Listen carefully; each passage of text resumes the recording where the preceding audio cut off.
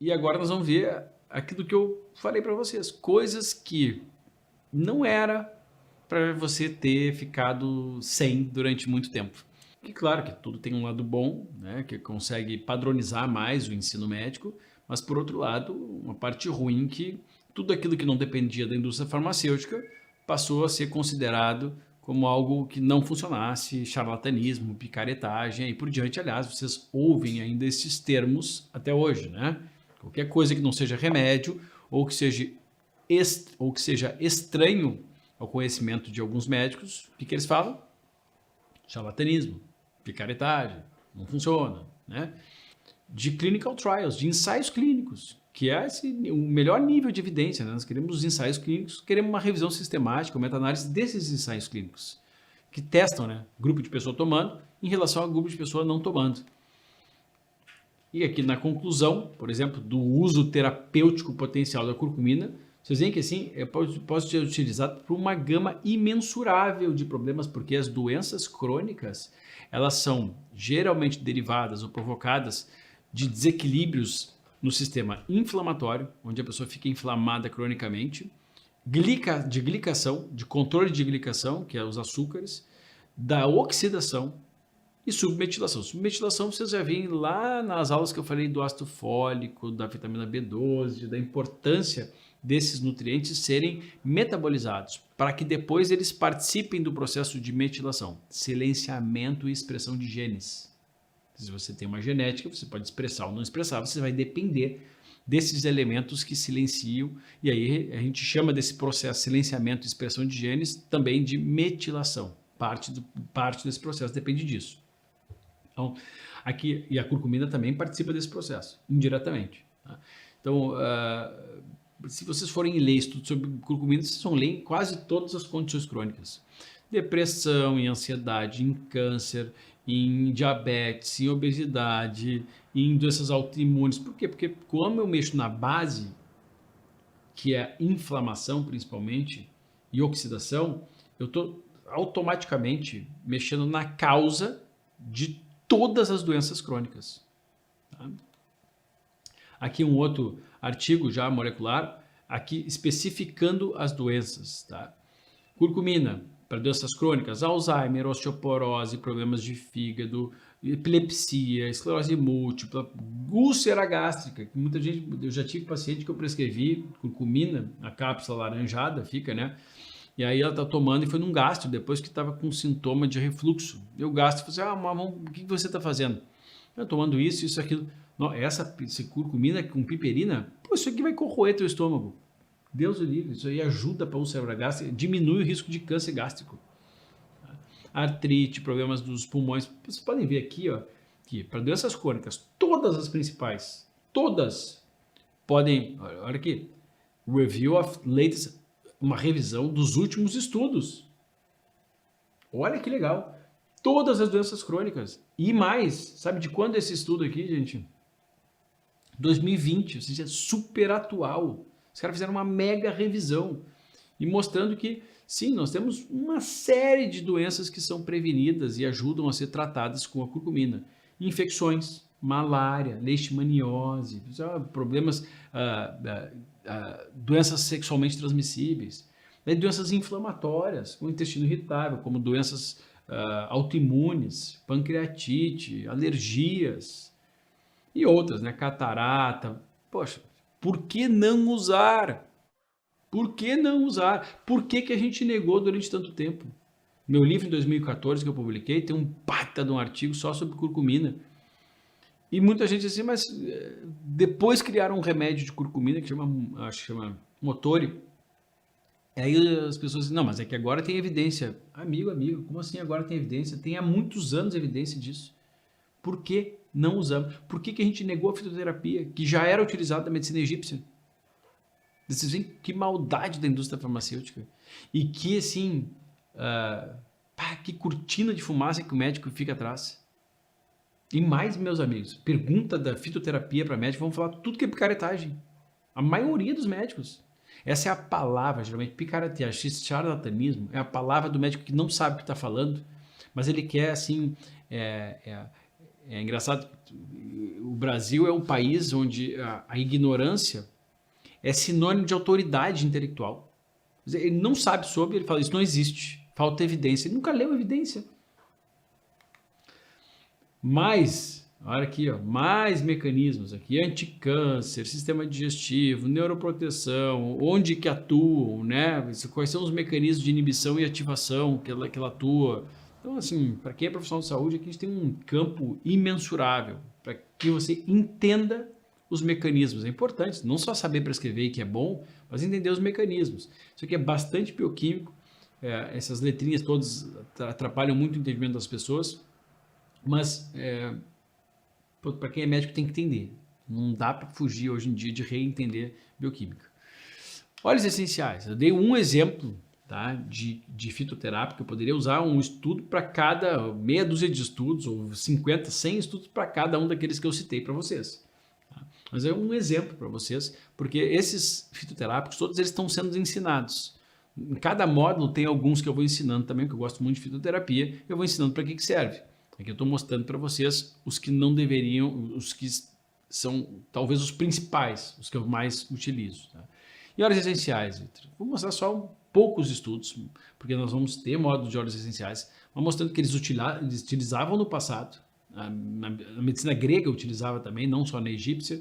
E, aliás, existem relatos de mais tempo ainda, bem mais tempo, de que possivelmente eram extraídos esses óleos desses vegetais, de plantas e tal, e utilizados de forma terapêutica em aborígenes, tal, em povos ancestrais. Bom, segurança terapêutica.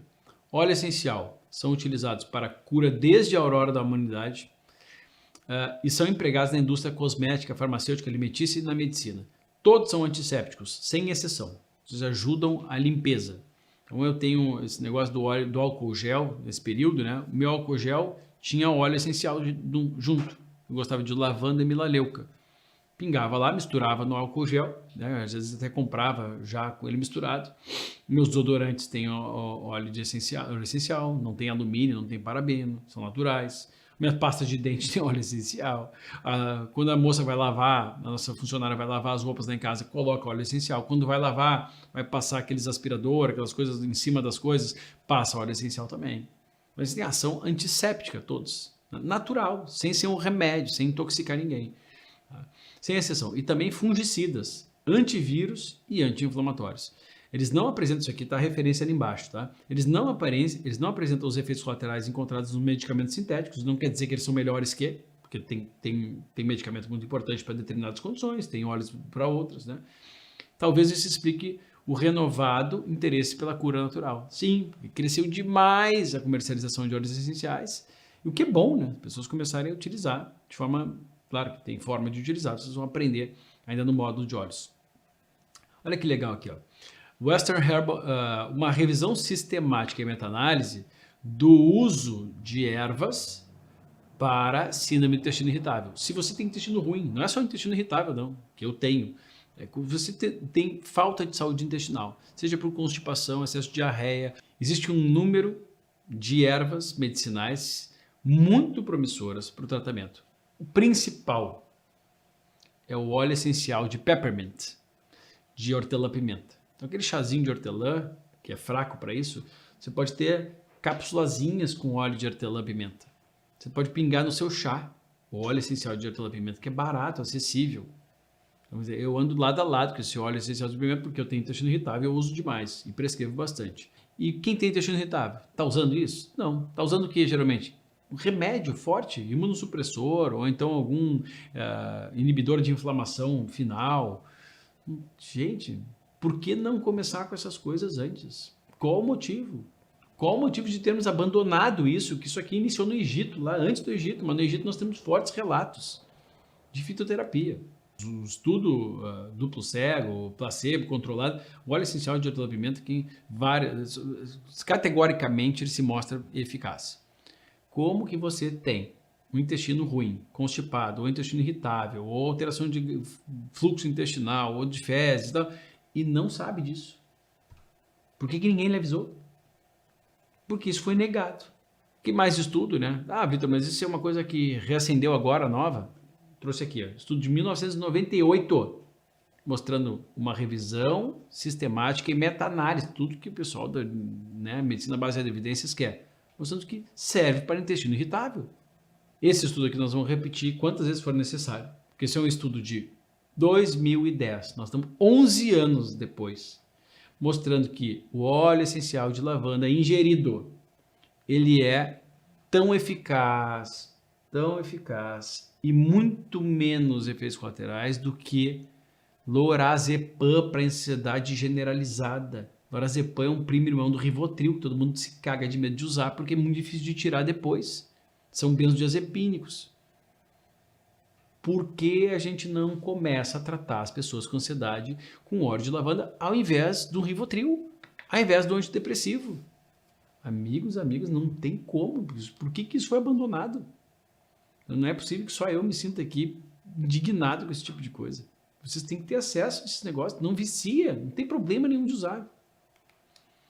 Bom, aqui estão algumas imagens, né, mostrando os vasinhos, né, que eles reservavam essas coisas.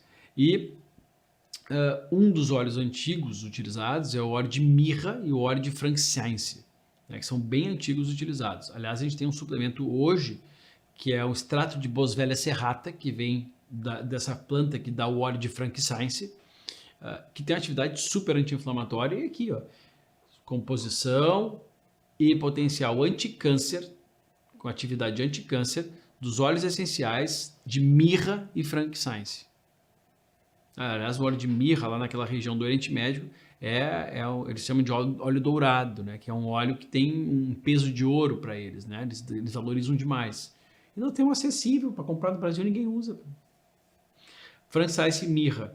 Então aqui um potencial anticâncer. Potencial quer dizer que você vai tratar o seu câncer com? Não, mas o que custa usar? Preventivamente, principalmente, as Galeno fala que prevenir é muito melhor do que curar. Claro, porque a cura depois deixa uma marca, né? E sabe-se lá o quanto você sofreu. Agora, prevenir não deixa nem a pessoa desenvolver. Então aqui estão os componentes, né? Qual é a dificuldade de estudar os óleos essenciais? Gente, porque não tem incentivo financeiro, é natural, ninguém pode patentear. E tem N substâncias aqui, vocês estão aqui, algumas delas, tá? N substâncias que cada uma faz uma função. Essas são 100, 200, 300 substâncias em cada óleo. E fica muito difícil estudar assim, qual será dessas substâncias que está fazendo o principal efeito. A gente já tem assim, alguma certa divisão, os óleos essenciais, vocês vão, no módulo vocês vão conhecer, de classes de substâncias que têm determinadas ações, mas mesmo assim uma infinidade, né? E a indústria hoje dos óleos essenciais busca entender um pouco melhor essas vias metabólicas. É interminável, né? Eu posso botar uma lista para vocês interminável. Bom, eu quero então, nesse momento, falar para vocês assim, tá, Vitor, mas hoje tem esses estudos, né? E talvez então, já mostrei para vocês que não é novo, né? Em 1998 já tinha estudo de óleo essencial de peppermint para intestino. Mas eu prefiro esperar os estudos clínicos, né? Os ensaios clínicos randomizados, duplo cegos, controlado placebo. E eu quero que vocês comecem a ter uma imagem mais realística dessas pessoas que advogam ainda contra. Porque hoje não tem mais como advogar contra, porque já sobram estudos. Mas olha o tempo que se passou de tudo. Claro que agora virou questão de honra. Quem negava antes continua negando. Não interessa o estudo que saia. E fala tudo que não tem evidência. Não lê estudo. Ou então são pessoas que estão nesse paradigma aqui do paraquedas. Esse estudo foi muito legal. Publicado no British Medical Journal. Foi uma crítica a esse negócio dessas pessoas que não querem saber da melhora de um ou outro paciente. Para eles tem que ser só um estudo assim, assim, assado, senão eles não aceitam. E essa crítica foi inteligentíssima. Ele propôs, vamos fazer um estudo? Estudo controlado, randomizado, duplo cego, controlado por placebo, cruzado. O uso de paraquedas na prevenção de morte e grandes traumatismos relacionados ao desafio gravitacional. Revisão sistemática dos estudos aleatórios controlados. Randomizados são aleatórios. Vocês acham que precisa de estudo para provar que um paraquedas, se não abrir, a pessoa morre? Vamos jogar um monte de gente do avião lá. Não, enquanto não sair um estudo mostrando que o paraquedas, se não abrir e não morre, eu não acredito. Como é que nós vamos fazer um teste de uma coisa tão óbvia? Você vai testar agora. Não, metade do grupo usa paraquedas, outra metade não usa. Eu tenho que provar que o cara morre. Não precisa provar que o cara morre, mas o custo-benefício é gigante. Não tem como, não tem, é imensurável. Então esse é um exemplo clássico de coisas. Por que não utilizar óleo essencial? Por que não utilizar chá? Por que não ir para a fitoterapia, coisas utilizadas há milênios? Por que não utilizar? E por que só o remédio que funciona? Por que não começar com coisas naturais que já são conhecidas há muitos anos e não tem efeitos colaterais? Por quê? Aí, uma afirmação deles foi assim: nós achamos que todos se beneficiariam se proponentes mais radicais da medicina baseada em evidências. A evidência é muito importante. Mas não tudo é só evidência. A observação clínica é muito importante também. Baseada em evidências. Aliás, se a medicina se baseasse só em evidência, não existia medicina.